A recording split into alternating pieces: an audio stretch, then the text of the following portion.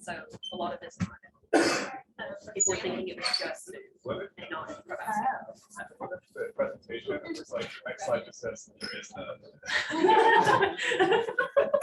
Actually, this is what are we demoing the nerve connection equipment. We need volunteers. yeah, Check, check, no, check. I did that real thing. I'm not doing that again. Josh has already done EMG on this before, and it wasn't fun.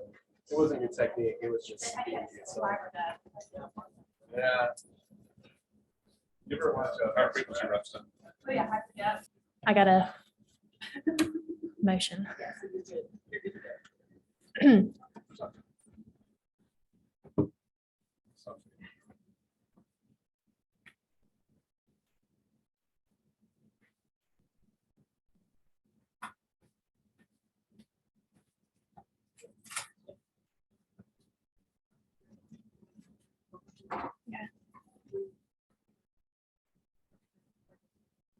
Okay, several people on Zoom.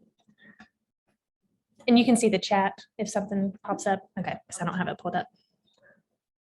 Should I go ahead and go? All right, well, good afternoon, everybody. I'm Chelsea Sugars, and I'm going to be giving a talk on the utility of nerve conduction and electromyography in the inpatient setting, which I'm sure nearly all of us have probably encountered or had a question about before. And so this talk was initially supposed to be given earlier, but this little guy, I blame him. It's his fault. He got me really sick. So we had to defer it to now. And then he tried to get me sick again last week, but I'm better now. This is my little 1-year-old now starting to play outside. He's got a lot of hair on top, blown in the wind. Yeah, he's already won. He's too fast. And but I don't have any disclosures about the talk about me, since I know we have some rheumatology colleagues on Zoom. I am neuromuscular background trained, board certified in neuromuscular medicine, electrodiagnostic medicine with additional added qualification in neuromuscular ultrasound. And background about our lab here at Erlanger, we do have exemplary status, accredited lab with the A and EM. I'm not sure that there are others in the region with the same, yeah, we're the only one in the region with that status. But myself, Dr. Alpers, and Dr. Smith are the physicians who perform the electrodiagnostics here at Erlanger. And really the objectives for this talk is to first, understand the basic concepts of electrodiagnostic testing, discuss some of the technical limitations of testing, particularly for the inpatient side, recognize common nerve conduction EMG changes for inpatient neuromuscular presentations, and then discuss the utility of doing studies on the inpatient side. And so here on this slide, I'm sure many of you have seen or maybe had a nerve conduction or EMG study done, but there's a couple different components. On that left side, that's an EMG needle we use to check the muscles, and on the right, that's a setup for checking the perineal motor nerve response for the nerve conduction studies. And so really the components of the electrodiagnostic testing complement themselves. There's nerve conductions, electromyography, sometimes we also use ultrasound, and all of these studies together are complementary. And the whole purpose of testing is to localize neuromuscular disease. So localize, localize, localize.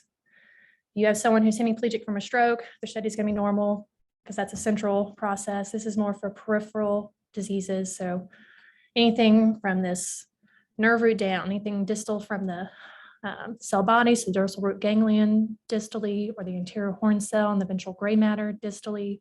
So radiculopathies, plexus lesions, polyneuropathies, entrapment neuropathies, neuromuscular junction disorders, myopathies. Great testing. We love doing it for these things. So localizing where someone's symptoms are coming from. And then we can also characterize their disease as well. There's different features that can tell us chronicity, if something's more acute, subacute, or chronic. If it's a neuropathic lesion, is it more sensory fibers, like say, profound sensory ganglionopathy, which has a very narrow differential? Is it a motor neuropathy, something like ALS or motor neuron disease, or is it mixed, which is probably the more common type of polyneuropathies, like a diabetic polyneuropathy? We can identify the pathology of nerves and muscles, like is it more axonal or demyelinating features? Even within demyelinating characteristics, there are certain features that are typical of acquired demyelinating disorders versus inherited, like the CMTs. For neuromuscular junction disorders, we have protocols that can help differentiate pre versus postsynaptic issues. For myopathies, certain findings that we call more irritative versus non-irritative. So the irritative features in some of the inflammatory myopathies like polymyositis, dermatomyositis, and others. And also disease severity. And so all of the studies is just trying to localize and characterize the disease as much as possible. It doesn't always tell you exactly why they have it, but it's more about describing it. So, crash course on nerve conductions and just understanding what the components of it. We can evaluate motors, nerves, sensory nerves, or even mix sensory and motor responses together. On the right, we have hookups for where you can stimulate nerves. We have recording and reference electrodes, ground electrodes. The stimulator gives little shocks to the nerves. You know, can be a bit uncomfortable, but most people do pretty well. We even do it in children if we need to. You'll see in the reports, we have these waveforms. So you have from when you stimulate the nerve, and as the response goes over the recording electrode, the action potential, the latency to the action potential is one thing we look at. We look at the amplitude of the response, and based on the distance, we calculate conduction velocities. And so there's different patterns depending on which responses are abnormal. Typically, low amplitude responses is more characteristic of axonal lesions. I think A for amplitude, A for axonal. Even myopathies can have more axonal, low amplitudes and motor nerve responses. If you have prolonged latencies, slowed velocities, or other characteristics like temporal dispersion or conduction blocks, that's more like where the response is more spread out. Those are more features of demyelinating disease. And so depending on which nerves are affected and the pattern that we see, we can help characterize some axonal versus demyelinating issues. There's also responses called late responses. Those include F waves and H reflexes. They're better markers for proximal nerve issues. Pretty much stimulate the nerve distally, it travels up to the anterior horn cell and travels back down. So has a long way to go and is a good marker, especially in like Guillain-Barré, AIDP, CIDP. Other special studies include blink reflexes, which is looking at cranial nerve 5 and 7, repetitive nerve stimulation for neuromuscular junction disorders. And so we have a combination of tons of protocols we can do depending on what the clinical suspicion is. And notably, we could probably keep someone in the lab like all day doing testing if we needed to, but all the testing is tailored to the person and what the clinical suspicion is. The other component of testing is EMG. We're using a small needle, looking at the muscle activity at rest, and then also looking at the motor unit action potentials when they're activated. And so the activity at rest is called the insertional or spontaneous activity. So there's certain features that show up in active denervation or irritative myopathic lesions. This is like a very simplistic chart.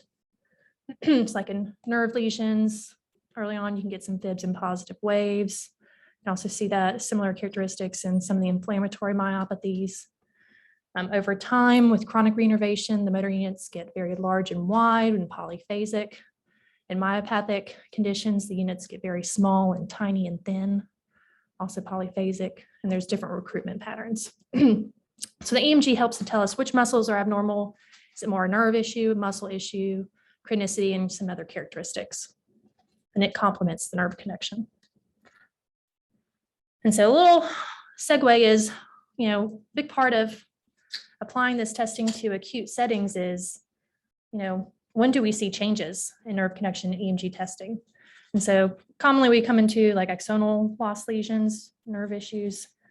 Immediately you may see some clinical findings, but the nerve conductions can take 3 to 10 days to start showing up abnormalities. Usually the motor nerve responses show up first, but then later the sensory nerve responses start to become abnormal. Recruitment is immediately decreased on the EMG testing, but that can technically be difficult to assess in patients who are not cooperative, or if they don't activate their muscles at all, it's impossible to differentiate early on. And then over time, the spontaneous activity in the muscle at rest takes a few weeks to come on, and then the chronic changes take several months. And so there's timelines to when changes show up on nerve connections and EMGs, which really is what limits some of our inpatient testing. That's probably what a lot of y'all have encountered before. And the last part, which Dr. Albers and Dr. Smith and I love to do, is neuromuscular ultrasound. It's really a great complementary tool to the nerve connections in EMG, especially helpful for demyelinating neuropathies like entrapments, CIDP, even genetic or inherited demyelinating neuropathies. It's even very sensitive for detecting fasciculations, so like a motor neuron disease. Also can be helpful in myopathies there can be changes in echogenicity in the muscle, which can maybe help localize the disease and help guide targets for muscle biopsy as well. So that was your crash course on overview of nerve connection, EMG testing, a lot of other technical factors, but basically it all is identifying the lesions and localizing stuff. So what are our limitations? This picture looks like, the doctor and the patient are doing great. It's not painful at all because the patient's smiling. The doctor looks like she's having a great time. It's not hard at all, even though it looks like maybe an inpatient study. This would be ideal. But because we're picking up electrical impulses on the testing, there are a lot of errors that we can possibly encounter. Some are patient related, some are environmental, some are technical. Just an idea of the things that we deal with. Some are not, unique to inpatient. We deal with them on the outpatient side as, patient age. So young children, their peripheral nerves are not fully myelinated till they're about age 3 or 5. So that can, cause some changes on their nerve conductions. With older age, the nerves also become a little bit more slowed over time. And so about half to 4 meters per second per decade. Taller people also have slower nerves. That's due partly because of nerve tapering that goes in longer limbs. Also for the late responses, they can be more prolonged. You have to keep that in mind, like don't overdiagnose Guillain-Barré in a really tall person just because they're slightly prolonged F waves. You have to correct them for height. I mean, there are graphs and tables we can do to do this, but if you ever get an outside study, keep in mind that there are a lot of sources of error that they should be accounting for and that we tried to as well. A lot of electrical and technical issues we can encounter. Commonly, there's 60 hertz electrical interference from equipment. We can get stimulus artifacts. Limb positioning can be difficult. There are certain positions that are ideal for getting the best nerve measurements and stimulations. Some people have anomalous nerve innervations, and so that can mimic conduction blocks. If not identified properly, the most common would be a Martin Gruber anastomosis, which is in the forearm where median nerve crosses over to the ulnar nerve. So these are just some few things to keep in mind of very technical studies that take some time to tease out depending on the situation. A big limitation we encounter sometimes on the inpatient side is temperature, cool limb temperature. Cooler temperatures delay the inactivation of sodium channels and prolong the time to depolarization. And so the conduction velocities get slow, the latencies get prolonged. Here in the chart, this is a cooler limb up here, and this is a warm limb, same nerve. You can see the latency or the time from the stimulus to where the action potential starts is prolonged, and the conduction velocity would also be prolonged as well. There's some other more mild changes to amplitude and to the EMG as well, but temperature can artificially cause some slowing. And so on the outpatient side, we control for this because we have a hydroculator, we warm patients up, but on the inpatient side is very hard to control.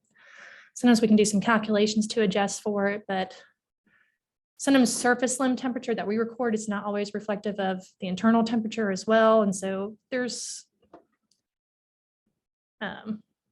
just keep it in mind that can make it a little hard for demyelinating neuropathies. If there's increased distance between the electrode and the response you're recording, that can attenuate the response. So edema on the inpatient side. You have someone who's probably not moving around a lot. They have some other medical conditions like CHF. They probably have a lot of edema in their legs. And really can cause some artifactual low amplitudes or even absent responses, especially in the sensory nerves. So you may have seen some reports like, well, there's these low amplitudes, but in the setting of edema, can't clearly diagnose a neuropathy because it could be technical. So ideally, we'd love for there not to be any edema if possible. Other challenges on the inpatient side is interference from electrical equipment. For example, in our outpatient lab, our rooms are electrically silent. Where they're doing the testing, there are no electrical outlets or cords running through the wall. On the flip side, on the ICU, you have machines and cords running everywhere. And so commonly causes a lot of problems for doing sensory nerve responses. And then part of the EMG testing, especially when you're checking the muscle activity at rest, you're looking for very tiny amplitude responses that can be really obscured by this electrical artifact.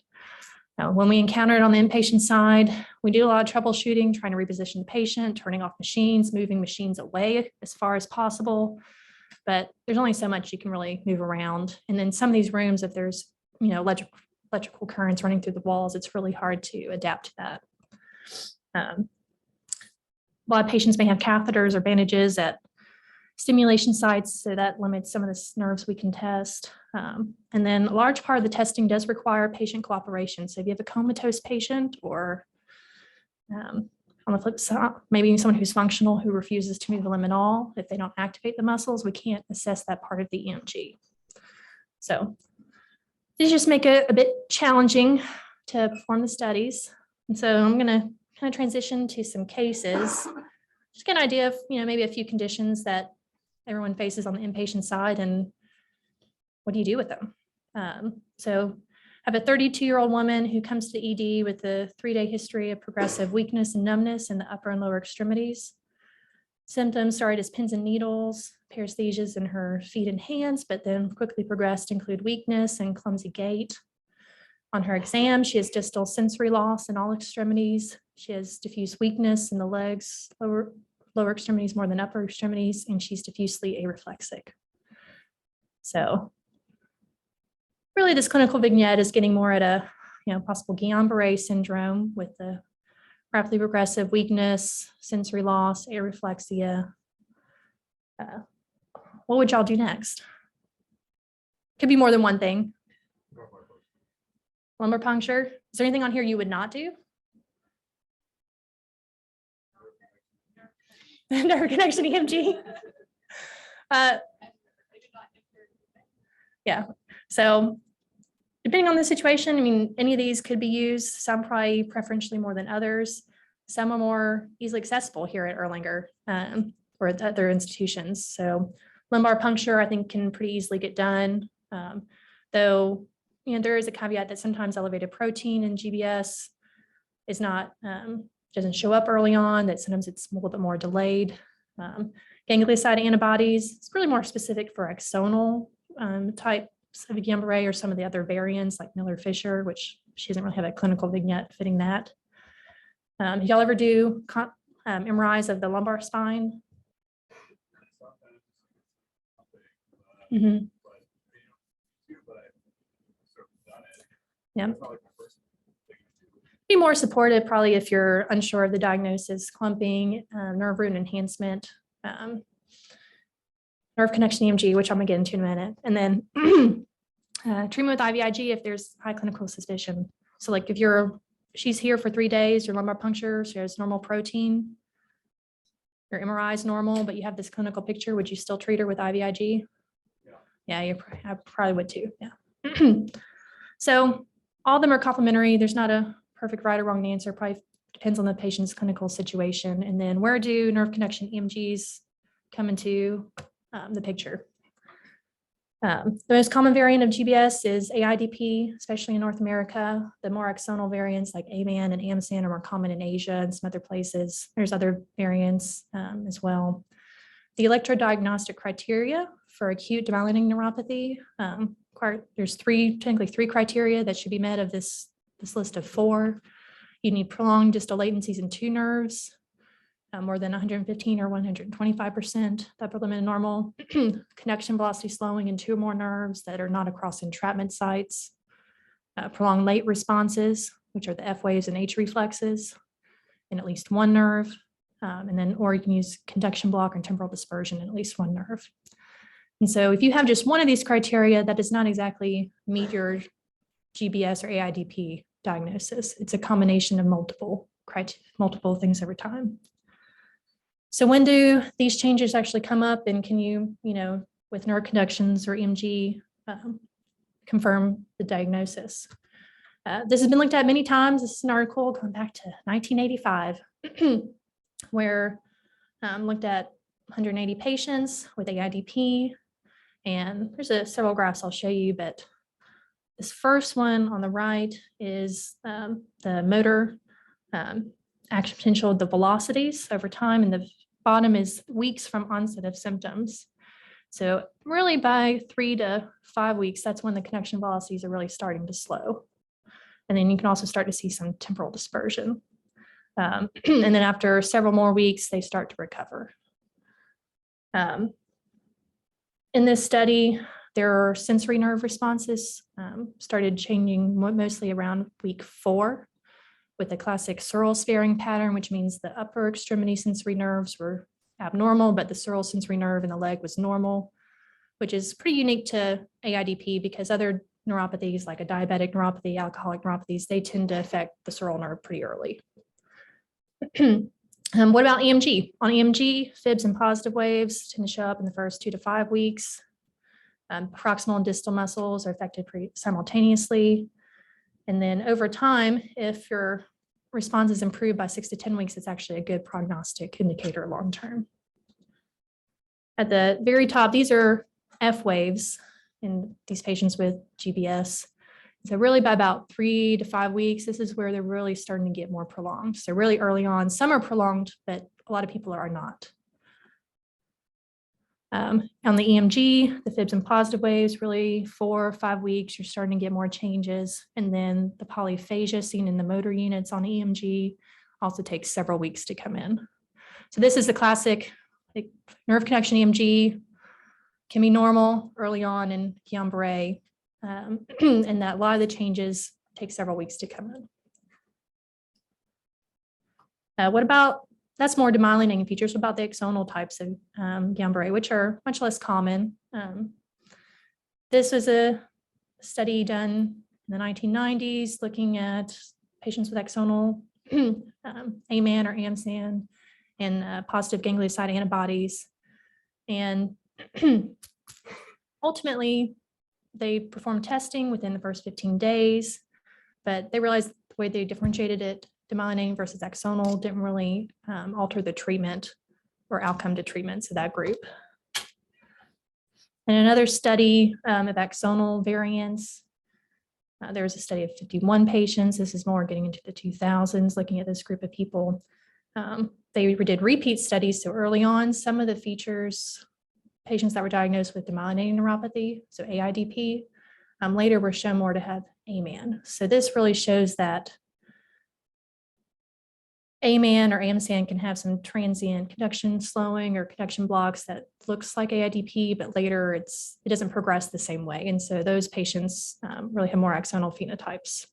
So the question is, if you're using nerve conduction EMG to differentiate demyelinating versus axonal subtypes, how accurate is it early on for that? And also, does it really change outcomes later? I would say this suggests that you can overcall AIDP phenotypes, which some of them are later AMSAN or AMAN. Really, the ganglioside antibodies are more specific for identifying the axonal phenotypes. And then I didn't include it here, there are some studies that can help guide prognosis, but it's not really changing the inpatient management to differentiate demyelinating versus axonal types on the inpatient side. There's a lot of studies that try to find, can we really find an earlier marker in electrodiagnostics for GBS? This is a study looking at doing electrodiagnostics within 7 days of a patient having weakness. The most sensitive marker they found was an absent H reflex, which is one of the late responses in 97% of patients. But really, most of the other changes, this is when they did testing in days 1 to 4. When testing was done a little bit further out, days 5 to 7. You can see F waves went from 6 to 20 were now abnormal. And then a lot of the other sensory and motor nerve responses started to become abnormal once you hit at least the 5-day mark. So some features can be seen early on, but not clearly diagnostic. Days 5 to 7, they're getting a little bit more sensitive. But within the first week, a definite diagnosis was still just possible in about half, 55%, with testing a lot of different nerves. And then, there's been other studies trying to say, well, what if we can really get some testing done in those first 4 days? Can we really try to pick up some abnormality? There's some patients will have some changes in motor conductions or the cranial nerves. But really, most of the time, the diagnostics are equivocal. It's about 72% of patients. In this study, they looked at 18 patients. They did really early nerve conduction EMG testing on. Kind of see here the outcomes. A lot of them were equivocal.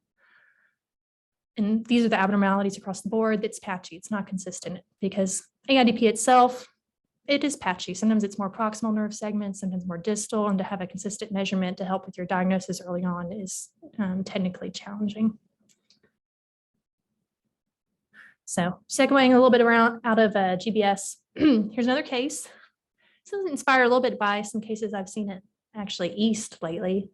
We have a 64-year-old man who comes to the ED with 1-week history of fluctuating speech and swallowing problems. He describes his voice as being hoarse and slurred. He feels like his tongue is swollen and difficult to move. He denies any sensory loss or pain.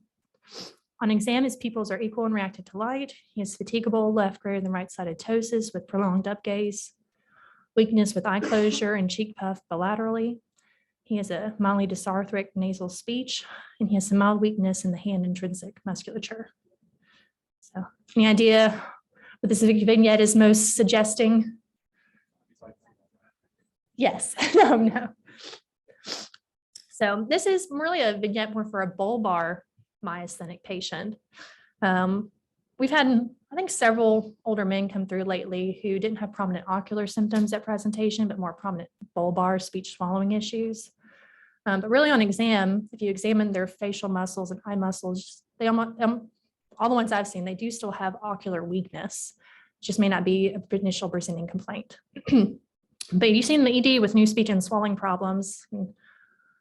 What on here are you doing, or what are you not doing?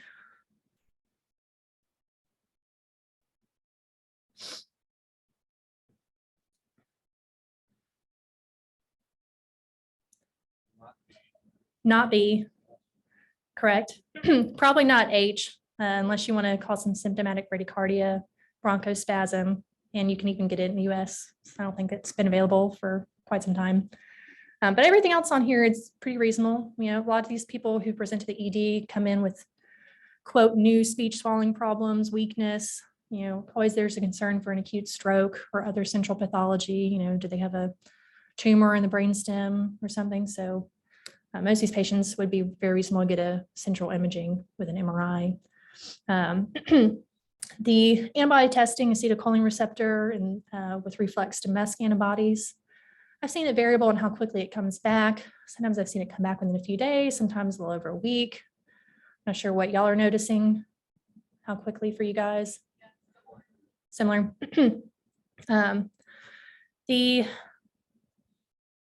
I'm going to get into nerve connection and electrodiagnostics in a moment. Ice pack tests. I did this on a patient last year at East. I don't know if anyone else who else has done an ice pack test, but basically the patient has prominent ptosis, put an ice pack on their eyelids for 2 minutes. When you take it off, if there's improvement in ptosis, it's 80% sensitive for myasthenia.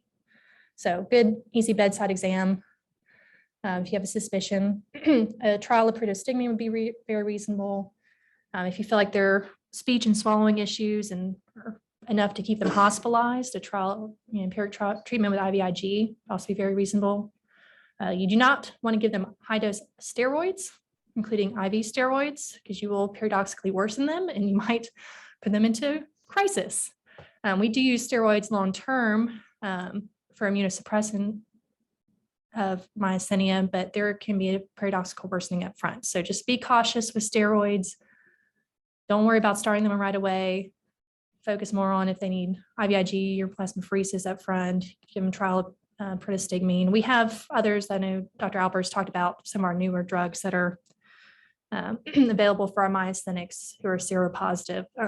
But really on the immediate inpatient side, while you're waiting for the rest of the testing to come back, you won't worry about those. So electrodiagnostics, what would you do? You know, there's different protocols for neuromuscular junction disorders, mainly rep nerve stem and single fiber EMG. The graph over here on the right, this is a sample repetitive nerve stimulation. In a normal person, the response should look exactly the same each time. But in neuromuscular junction disorders, there's a decrement. Classically, more than 10% is considered significant with low rep stim. We have different protocols for exercise to help determine if it's something's more pre or post-synaptic.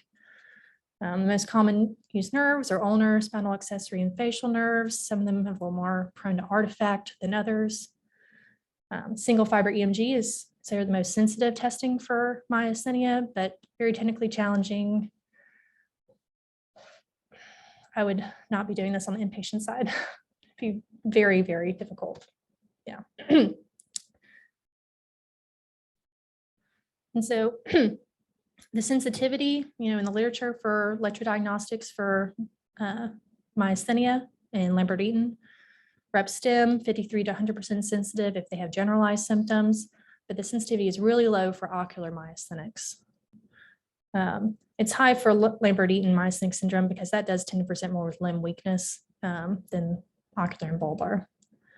A single fiber EMG sensitivity ranges 82 to 99%, higher if you add on a second muscle, if the first is normal.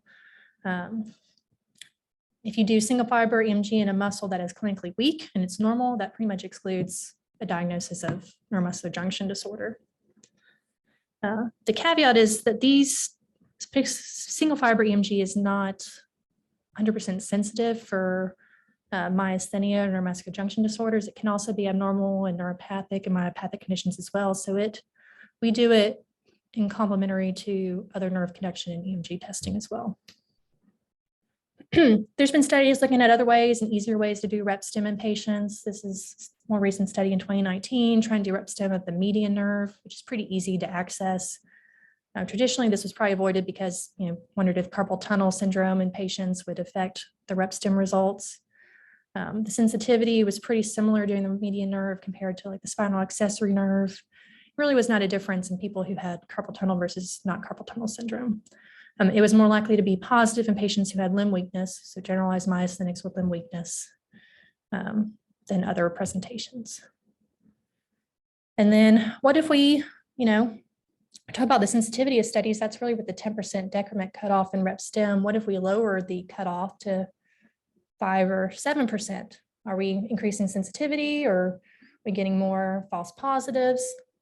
This was a study published in 2020 in muscle nerve, really in the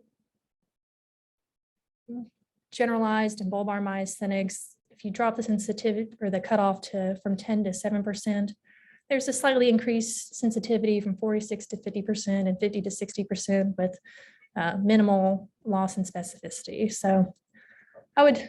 Although the caveat, these are all done in Fair. Jacksonville. Dr. Upper said with the caveat that they're done in Mayo Jacksonville. So I think if you have someone who's, between the 7 to 10 range, you can maybe interpret that in the clinical context, but classically a 10% decrement is more specific. Here's another vignette. We have a 32-year-old woman who presents with 2 months of progressive weakness in the extremities, particularly going up and down stairs and rising out of chairs. She now presents to the ED due to new difficulties with swallowing and choking on foods. On exam, her strength in the bilateral upper and lower extremities is 4 out of 5 proximally and 5 out of 5 distally. She has mild weakness with neck flexion, no ocular or facial weakness. Her sensation and deep tendon reflexes are normal. She also has noticed a erythematous scaly rash on the extensor surfaces of her arms. Any idea what's your highest clinical suspicion in this case? Inflammatory myopathy? Absolutely. Proximal weakness, including some swallowing, neck flexion, pretty classic for most types of myopathies, with preservation of sensation. And then the rash means you're probably a little suspicious maybe of a dermatomyositis. They're not, exactly specific. Anything on this list that you would not want to do, or a preference for where you would want to start?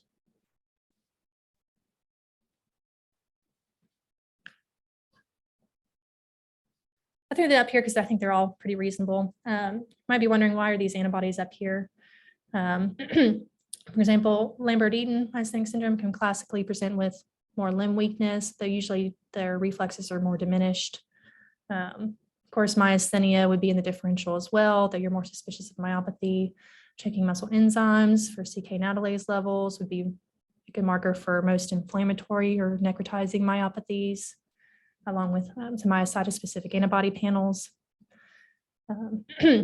She has a skin rash, so a skin biopsy that can be arranged would also be very reasonable, less invasive than a muscle biopsy. Sometimes we can use MRIs to help guide where the biopsy would be most useful if we're going to go for a muscle biopsy. And the most, if you have a high suspicion for an inflammatory myopathy, pending some of these labs coming back, you may go ahead and empirically start high-dose steroids. Then, where Skin biopsy, I just have like a logistic question. Has anyone gotten skin biopsies on the patient side? that's a good question for the inpatient team. Yeah, once maybe. Granted, I've only had like one muscle biopsy too, so. Yeah, we were asking how often people are successful in getting skin biopsies on the inpatient side, and so far we know of one. It's pretty rare. I don't ask them often. We don't really see that much biopsy.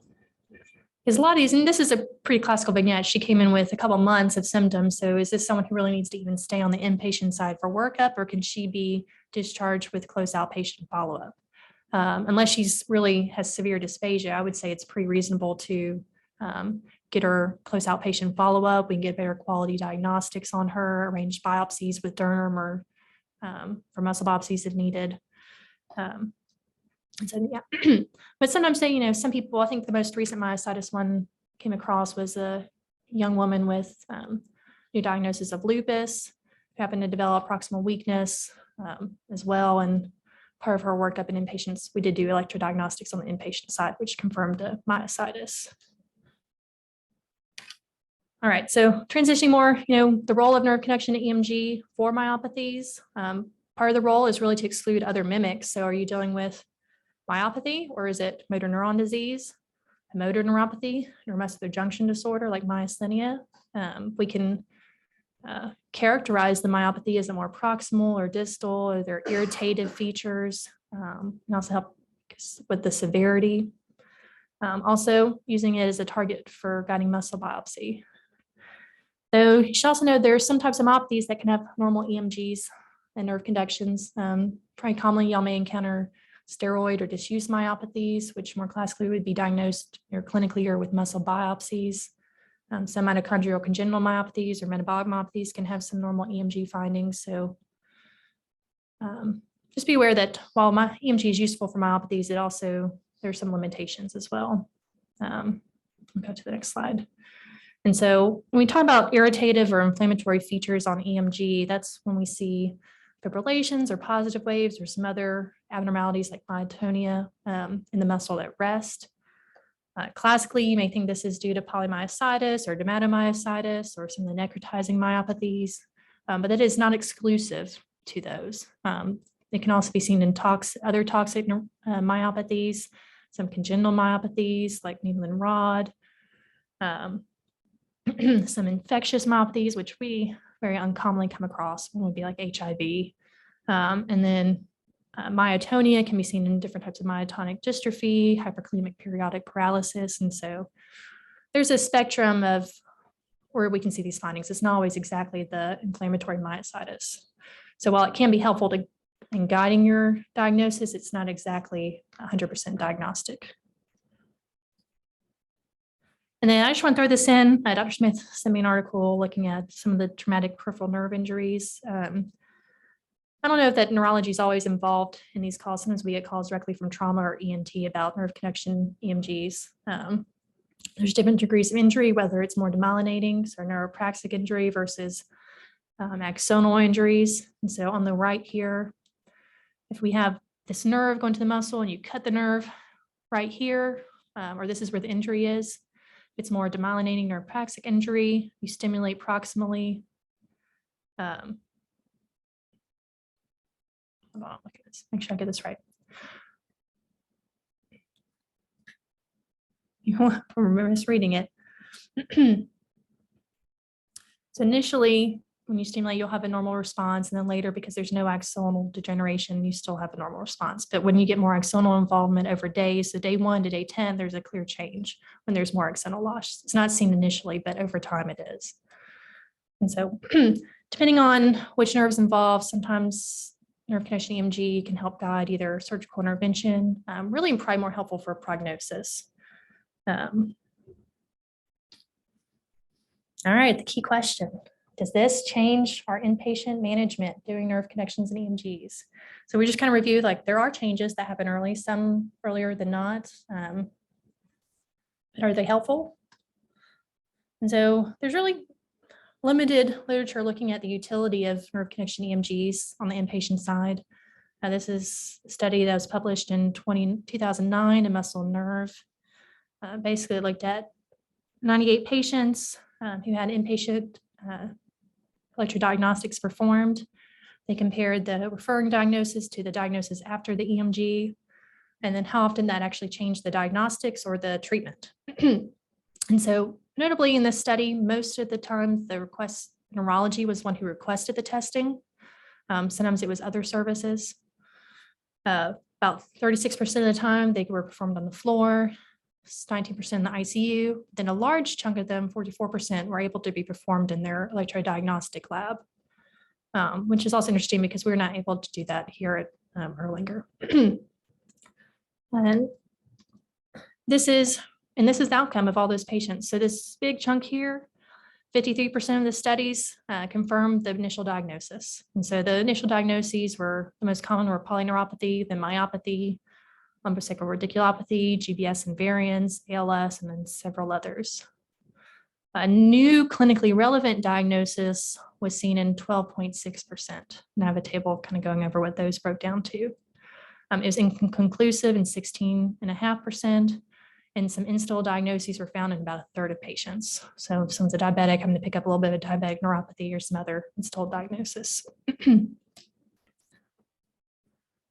This, of all the new clinically relevant diagnoses, this was their first column is their pre-EMG suspicion or diagnosis, their diagnosis after EMG was done, additional diagnostics that led to and additional treatments. And so really, there were some suspicions that turned out to be more central causes because their nerve conduction EMG testing was normal. There were a few that ended up being Guillain-Barré that they ended up doing LPs and giving IVIG or plasmapheresis for.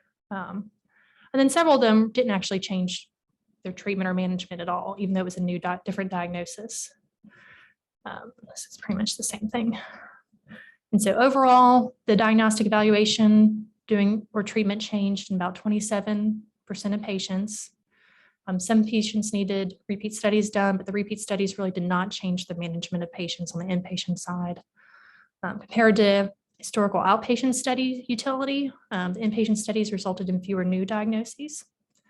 So really it looks like, when neurologists have a high clinical suspicion for something, they're usually right. That's kind of what I take from this study. And interestingly, I wonder about the limitation because they had minimal artifacts doing that. They were able to do most of their studies on their lab. How generalizable is that to facilities like ours where we had to do them in the patient's room on the inpatient side? Here's another study trying to assess the same thing, a catchy phrase, quality over quantity saves quite a quota. Looked at 83 patients who had nerve connection EMG done on the inpatient side. Looking at similar criteria, what did it change in management? but also looked at cost and the presence of artifact on the inpatient side. Interestingly, the cost for inpatient studies was quite a bit more than outpatient, probably because more nerves had to be assessed, took more time, more studies had to be done, which also you may segue in that could be more patient discomfort as well. The tests only slightly overall changed inpatient management. It was more likely to change management if the symptoms were present for more than 3 weeks. And if the reason they came to the hospital is the reason they're getting the nerve connection EMG done, not as like a secondary incidental finding or later. So what do we make of all this? We kind of learned a little bit about basics of nerve connection EMG, a lot of the technical factors that we encounter with it, especially on the inpatient side, things we can't control as well as the cool limb temperature, edema, electrical artifact. Sometimes positioning and patient cooperation is hard to counteract. There are some changes that can be seen early in nerve connection EMG, but sometimes we don't see, they don't still meet full diagnostic criteria, especially for like GBS until several weeks later, which is why we try to optimize the timing of patient symptoms onset to when they do the testing, also optimizing location of where the testing is done to really give an optimal quality study. And also just mention that usually neurologists have a high suspicion for neuromuscular disease. They're usually pretty good at localizing the disease. Doesn't always change inpatient management. It may, confirm diagnosis, but ultimately, just like that GBS case, case 1, high clinical suspicion for GBS, you're going to treat it with IVIG anyways. So how much does, keep in mind how much the neurodiagnostics adjust inpatient management. Particularly her Erlanger, I'm grateful that we have this available to our patients if needed, but it is a limited resource with limited staffing and equipment. Our preference is to do studies on the outpatient side if possible for better quality studies. And we also can do complementary studies like single fiber EMG, ultrasound to complement and give a more complete and better quality study. When we are asked to do inpatient studies, really hoping to, optimize medical utility and that the study would change inpatient management. We know that when neurologists request studies that, they tend to be high clinical suspicion and tend to be pretty useful. And that, really a coordination between the neurology team or inpatient teams and the neuromuscular physicians to help guide all the testing.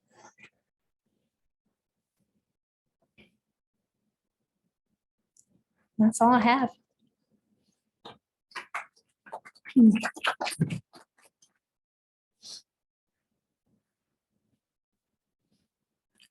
Someone has an inpatient EMG you're going to tell me about now? Actually, I think I did one a couple weeks ago. Oh, I have a question. Ultrasound on the inpatient side? We have not, because we have to move all the equipment over. And we only have 2 machines, and usually one of us is leaving the lab while the other one is dealing with the full outpatient lab schedule.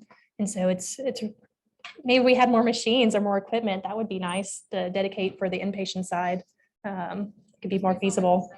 It'd be pretty sensitive for picking up on a variety of different pathologies, and it's not deep or potentially thrown off by temperature and the electrical signal. Limitation for ultrasound is it can't assess severity. Right. And early on, especially for, like you're talking about the myelinating neuropathies early on, it's not sensitive. Right. So it would be a good tool to use potentially for like a traumatic neuropathy in that context. Yeah, so traumatic injuries, but it depends on how accessible it is by ultrasound. But then you also have MRI that's probably more accessible on the inpatient side, especially for guiding like biopsy sites. But I mean, I don't know if any of the floors on the inpatient side actually have ultrasound equipment even lying around. Yeah, I was just wondering, it seemed like a potential avenue in the future for investigating a lot of these patients where perhaps there's just more clinical uncertainty about, I think some of the ones where it changed, it was like myasthenia gravis versus myopathy, or ones where you're definitely going to have some differences in treatment. And so I think if there's a, question of a not a clear localization clinically, I think that tends to be more useful if that's going to guide what you're going to treat, like diagnostics or inpatient treatment. That's usually what we've come down to in the past when we get studies set up on the inpatient side. Or if they're stable enough to go home, we can get them in into the lab very quickly. We just coordinate their care. So we have some availability. Really, I just recommend reach out to myself, or Dr. Alpers. If you have patients concerned on the inpatient side, let us coordinate. And because I was trying to give a crash course in the studies, but we're very well aware of when, trying to optimize the study for the patient, because we don't want to put them through additional discomfort, but we also want it to be helpful for them and for their team.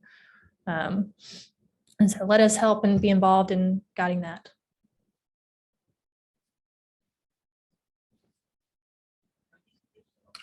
All right, thank you guys.